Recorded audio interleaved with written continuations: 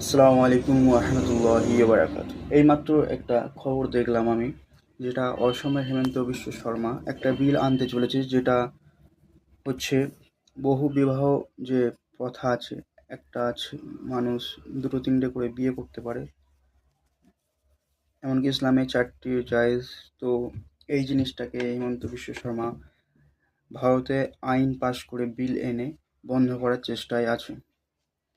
যখনই এই বিল আসবে এবং আগে থেকেই সকল মানুষকে এর বিরোধিতা করতে হবে, কারণ এই যে বিল এটা সংবিধান বিরোধী হবে, মানুষের স্বাধীনতাকে কেড়ে নেওয়ার বিল, এবং ইসলামের যে সংবিধান যে আছে, কোরআনে যে সংবিধান যে আইন আছে, তারও বিরোধিতা, তারও বিরুদ্ধে এই বিল।